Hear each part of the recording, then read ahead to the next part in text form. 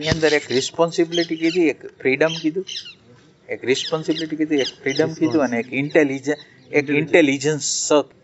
Intelligence એજ્યુકેશનનો મૂળ હેતુ intelligence હોય ને એ પડેલી હોય. ઇન્ટેલિજન્ટ છે ને એ બહારથી આવે. આપણે છે ને બુદ્ધિશાળી માણસ છે, તો બુદ્ધિશાળીનો અર્થ એમ છે કે એણે કેટલી બધી મોટી ઇન્ફોર્મેશન ભેગી કરેલી છે, એ ઇન્ટેલિજન્ટ કહેવાય. ઇન્ટેલિજન્સ કેવું છે કે અહીંયા આપણે બોર કરતા જાય તો નીચે કેમ પાણી તો છે જ, અને બોર કરતા કરતા કેમ પાણીનો સ્ત્રોત મળે, એમ આ ઇન્ક્વાયરી કરતા કરતા ઇન્ટેલિજન્સ કેવી વસ્તુ છે, ઇન્ટેલિજન્સ તો પડેલી જ છે, પણ ઇન્ટેલિજન્સને તમે ઇન્ક્વાયર કરવાની તક નથી આપતા, એટલે અંદરના મૂળ સ્ત્રોત લગીને જાતું નથી. અંદરના મૂળ સ્ત્રોત એટલે તમે શું કરો છો કે એની અંદર જે ઇન્ટેલિજન્સ પડી છે એને ઇન્ક્વાયરી દ્વારા બહાર કાઢો છો. તમે કોઈ સૂચના નથી આપતા, તમે ખાલી એને પ્રશ્ન કરો છો કે આ શું, આ શું, આ શું, આ શું. તમારે જવાબ દેવાનો નથી. એ જે રીતે જવાબ દઈ શકે, એટલે એ શું થાય, એના જ્ઞાતના હવે એની આગળ કોઈ જ્ઞાત ન રહીએ તો એ જે જ્યાંથી કહેશે ને એ ઇન્ટેલિજન્સ કહેવાય. એટલે આ ઇન્ટેલિજન્સને ઓપન કરવાનું એજ્યુકેશનનું પહેલી જે વસ્તુ છે આ ઇન્ટેલિજન્સ છે. એટલે તમારી અંદર આ જ્ઞાન પડેલું છે, ફક્ત આપણે આ જ્ઞાનને એટલા માટે નથી લઈ શકતા કે આપણને ઇમિટેશન, આપણે નાનપણમાં હતા એટલે ઇમિટેશન કર્યું, વડીલ લોકોએ આપણને જુદા જુદા પ્રકારના આ સાચું આ ખોટું એવા ડેટાઓ આપી દીધા, એટલે આપણી ઇન્ટેલિજન્સ છે એ નીચે દબાઈ ગયેલી. આ ખાલી ઇમિટેશન દ્વારા કે બીજાની ઇન્ફોર્મેશન દ્વારા આપણી ઇન્ટેલિજન્સ અંદર દબાઈ ગઈ. આ ઇન્ટેલિજન્સને બહાર કાઢવાની જે પ્રક્રિયા છે ને એ એજ્યુકેશન છે, એક સેન્સ. બીજા સેન્સમાં એજ્યુકેશન એટલે આપણી અંદર માનો કે આ બધી બહારની બધી વસ્તુ છે. આજે તમે એમ સમજો કે આ શસ્ત્રની દોટ કેટલી છે, આખા વિશ્વની અંદર શસ્ત્રની દોટ કેટલી છે. શસ્ત્ર શું કામ ભેગા કરવા છે? સુરક્ષાને ના, મારે સુપિરિયર થવું છે, મારે સુપિરિયર થવા માટેનું આ કરે છે ને. હવે આ સુપિરિયરિટી શું કરશે? આખા વિશ્વને નાશ કરી નાખશે. તો આ વિશ્વને નાશ કરવા વાળી જે મેન્ટાલિટી છે એનો અંત કરવો, આ જે ડ્યુઆલિટી છે એનો અંત કરવો, એ એજ્યુકેશન છે. આપણી અંદર નિર્ભયતા પેદા, ગમે એ સિચ્યુએશન આવી પણ એ સિચ્યુએશન, હા, એટલે એક શબ્દ રિસ્પોન્સ છે અને એક રિએક્શન છે. એટલે એજ્યુકેશન છે એ રિસ્પોન્સ પેદા કરે. રિસ્પોન્સ એટલે રિસ્પોન્સ અને રિએક્શનની વચ્ચેનો ડિફરન્સ તમને ખબર જ હશે. હા, એટલે રિસ્પોન્સ એટલે પરિસ્થિતિને અનુકૂળ એટલે જોવે વ્યવસ્થિત, અને પછી જે વ્યવસ્થિત જવાબ, ઓલું સીધું રિએક્શન, સીધું કઈ. પણ એ શક્ય છે. એટલે માનો કે આ તમે વ્યાખ્યા આપી, પણ દાખલા તરીકે અત્યારની પરિસ્થિતિ છે અને પરિસ્થિતિને યોગ્ય તમે પ્રત્યુત્તર આપી શકો છો? એટલે એક પાણીમાં મેં કાંકરો નાખ્યો એટલે શું થાય? વમળ. એક મારા ચિત્તતંત્રની અંદર મારું અપમાન થયું, મને નુકસાન ગયું, એટલે અંદર વમળ પેદા થયા. આ રિએક્શન એ કોને અડે છે? એ અડે છે કોને? આ જે પરિસ્થિતિ છે કોને અડે છે? ડેટાને અડે છે. અને ડેટા એ આપેલા મૂલ્યાંકનો છે. ડેટા બહારથી આવેલા, સમાજે આપેલા મૂલ્યાંકનો, ધર્મે આપેલા, કુટુંબે આપેલા. એટલે આ જેવું એક પરિસ્થિતિ આવે છે એટલે ડેટાની અંદર જાય છે, ત્યાં વમળો પેદા થવાનું ચાલુ થાય.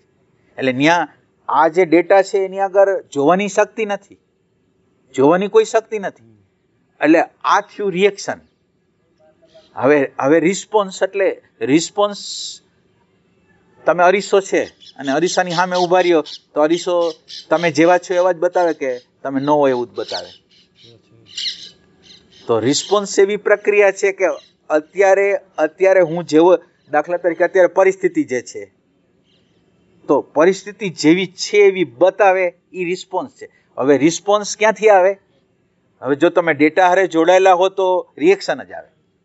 તો તમારી અંદરના એમ્પ્ટીનેસ હારે તમે જોડાયેલા હો, અને એમ્પ્ટીનેસ પોતે જ્યારે જોવાની પ્રક્રિયા કરે ને ત્યારે તમારી અંદરથી એટલે ઓબ્જેક્ટિવલી તમે જોઈ શકો. અત્યારે આપણી આગળ તાકાત નથી કે આપણે ઓબ્જેક્ટિવલી જોઈ શકીએ. અત્યારે કાંઈ પણ વસ્તુને મારે ટચ કરવો હોય ને, માનો કે તમને જોવા હોય ને, મારે મારા ઓલા બ્રેઇન સેન્ટરના ડેટાને અડીને જ તમને ટચ કરવો પડે. અને આ બધી પ્રક્રિયા છે એ રિએક્શન છે.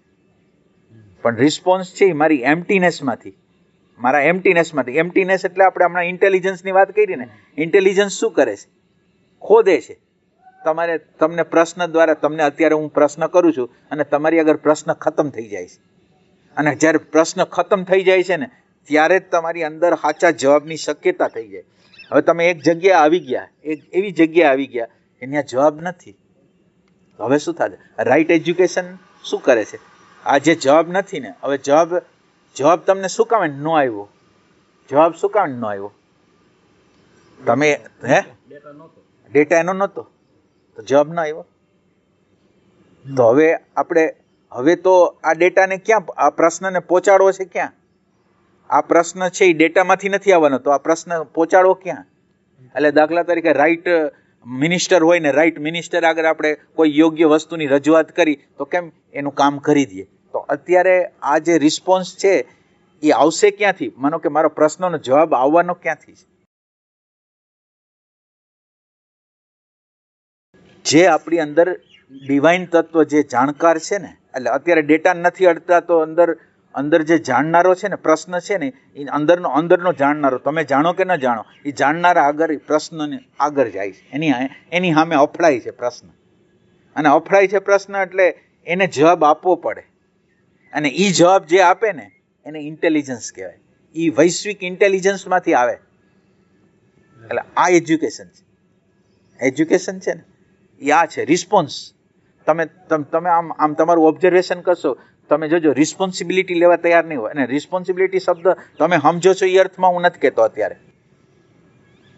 રિસ્પોન્સ એડિક્વેટલી એટલે આમ યોગ્ય રીતે પ્રત્યુત્તર આપવો હોય.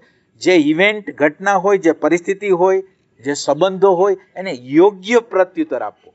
યોગ્ય એમાં સેજે ખોટ હોય જ નહીં કે તમે જો પ્રત્યુત્તર આપ્યો એ સાચો જ હોય. એ એજ્યુકેશન છે. Right response. અને આ રિસ્પોન્સમાંથી રિસ્પોન્સિબિલિટી, અત્યારે આપણે રિસ્પોન્સિબિલિટી શબ્દ છે ને વિકૃત થઈ ગયો. રિસ્પોન્સિબિલિટી એટલે મારા ફાધરનું કરવું પડશે, મારા મધરનું, મારા પત્નીનું કરવું પડશે. આ રિસ્પોન્સિબિલિટીની વાત નથી કરતા. રિસ્પોન્સ એટલે તમારી અંદર સેન્સિટિવિટીમાંથી જન્મતી જે ડ્યુટી છે, તમારા પ્રેમમાંથી જે જન્મતી જે ડ્યુટી છે ને, એને રિસ્પોન્સિબિલિટી કહે. આ લાદેલી વસ્તુ છે કે પત્નીને, બાળકોને રાખવા પડશે એટલે મારે રાખવા છે, એવું નહીં. એ સંદર્ભથી આપણી અંદર માનો કે આને ભોગવનાર કોણ છે? આપણે જ છીએ. હવે આ ભોગવનાર છે એ નિરંતર રીતે કોન્ફ્લિક્ટમાં જ છે.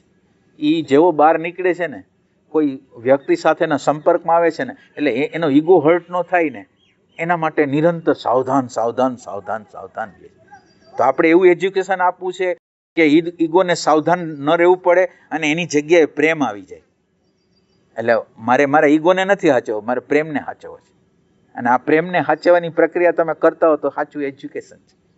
તમે તમારી અંદર અન્ડરસ્ટેન્ડિંગને પ્રગટ કરવા માટેની જે પ્રક્રિયા કરતા હો તો એ સાચું એજ્યુકેશન છે. આ યંત્રને સમજવાની ટ્રાય કરતા હો તો એ સાચું એજ્યુકેશન છે. આપણી અંદર નિર્ભયતા પ્રગટ કર્યા કે કોઈ પણ પરિસ્થિતિ ચેલેન્જ આવીને તમે હલબલો નહીં કાંઈ, અને તમે પરિસ્થિતિ ગમે એવી હોય એનું પ્રત્યુત્તર આપી શકો નિર્ભયતાથી, પ્રેમથી, આનંદથી. એ એજ્યુકેશન. આ તો કીધું, પણ હવે આને સિલેબસમાં અથવા વિદ્યાર્થીઓની ઉપર કેવી રીતે આને એપ્લાય કરવું, એપ્લિકેબલ કેવી રીતે બનાવવું? એપ્લિકેબલ થાય ને, એપ્લિકેબલ કેવી રીતે થાય કે અત્યારે આપણે જોડાયેલા છીએ સ્મૃતિથી, તમારા વિદ્યાર્થીઓ સ્મૃતિથી, ડેટાથી જોડાયેલા હશે, તો આપણે એવું કંઈક કરી શકીએ કે એને ડેટામાંથી થોડી સેકન્ડો માટે બહાર કાઢી શકીએ. ડેટામાંથી ખાલી એવું શું કરીએ? થોડી વાર માટે ડેટામાંથી બહાર નીકળી જાય, એવું શું થાય? શું કરી? એવો કઈક પ્રશ્ન દેવો જોઈએ ને જ્ઞાતમાં ન હોય. વર્તમાન અથવા વર્તમાનની પ્રેક્ટિસ કરવા જોઈએ. ડેટામાંથી બહાર નીકળવાનો રસ્તો પ્રેઝન્ટ મોમેન્ટ. માનો કે તમે શ્વાસમાં છો અત્યારે, તો શ્વાસમાં છો તો સ્મૃતિમાં નથી જ. એટલે સાચું એજ્યુકેશન છે ને એટેન્શનનું એજ્યુકેશન છે. આ એટેન્શન છે ને એ એટેન્શનને યોગ્ય રીતે એટેન્શનનો જે ઉપયોગ કરવો છે ને એ રાઈટ એજ્યુકેશન. એટલે આપણે આ એટેન્શનનું શિક્ષણ જ નથી આપતા. અને તમે એટેન્શનની વેલ્યુ તમે સમજો, તમે જે બાબતમાં તમારું એટેન્શન આપશો ને એ બાબતના રહસ્યો તમારી સામે પ્રગટ થવાના જ છે. એટેન્શનનો એવો સિદ્ધાંત છે કે તમે જે બાબતમાં, માનો કે ડોક્ટરી લાઈનમાં નાખ્યું, એન્જિનિયરિંગ લાઈનમાં નાખ્યો, ગમે તે કોમ્પ્યુટર લાઈનમાં નાખ્યું, તમારું એટેન્શન આપતા જાવ છો તો તમારી અંદર એનું જ્ઞાન પ્રગટ થાય છે કે નથી? હવે આપણે આ એટેન્શન સ્વયં માટે વાપરવું છે. એજ્યુકેશન છે એ મારી સાયકોલોજીને જાણવા માટે વાપરવાનું છે. એટલે હવે એટેન્શનનો તમે માનો કે તમે 3 સેકન્ડને માટે છોકરાને તમે એટેન્શન અપાવી શક્યા અંદરની બાજુએ, તો ડેટામાંથી તમે એટલી વાર માટે બહાર કાઢી. અને આવું એજ્યુકેશન તમે આપો એટલે આ પ્રકાશ વધતો જાય એટલે એને જે થઈ રહ્યું છે ને, અંદર વિચાર આવી રહ્યો છે, અહંકાર આવી રહ્યો છે, ભાવ આવી રહ્યો છે, ક્રોધ આવી રહ્યો છે, તો એના વિશેનું જ્ઞાન મળતું જાય. આ એજ્યુકેશન. મારી અંદર અત્યારે ક્રોધ આવે છે, અત્યારે હું બફર બનાવું છું, અત્યારે હું લાઇંગ કરું છું, તો આ એજ્યુકેશન આ છે. તો એ એજ્યુકેશન એને રિફાઇન કરશે, એને સંઘર્ષમાંથી બહાર કાઢશે.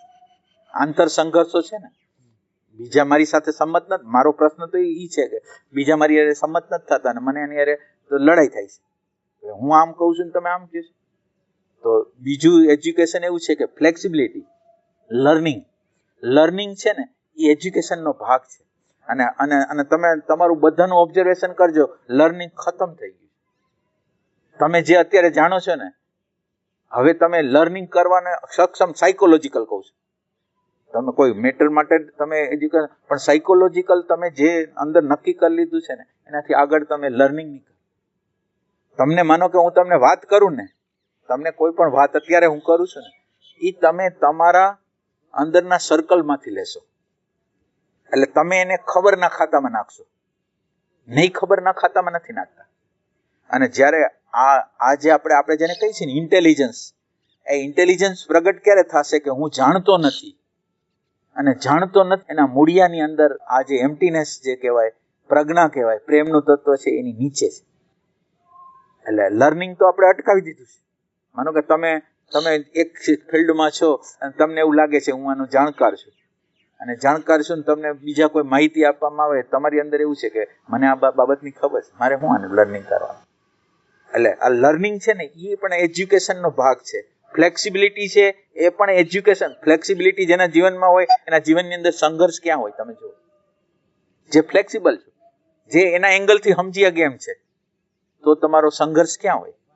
એટલે સંઘર્ષનો અંત, આપણા આંતર સંઘર્ષનો અંત કરવો ને એ એજ્યુકેશન છે.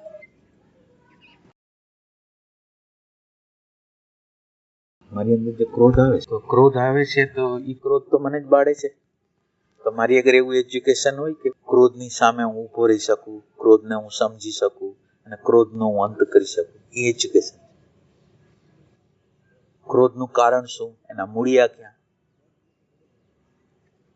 એટલે એજ્યુકેશન છે યા. અને સાયકોલોજીકલ તમારી સ્પષ્ટ હોય ને તો તમને આ દુનિયામાં હેરાન કરનાર કોઈ નથી.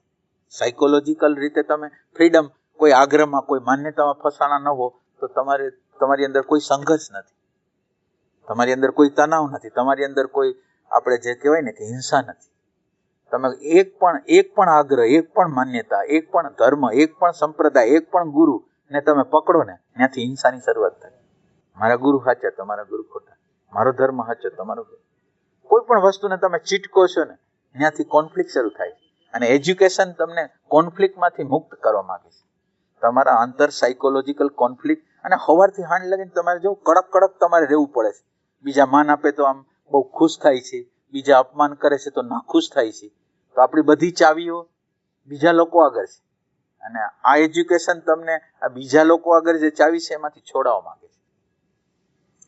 તમારા સુખ અને દુઃખનું કારણ બીજા લોકો છે, પરિસ્થિતિ છે, ઘટનાઓ છે, તમારું સ્ટેટ નથી.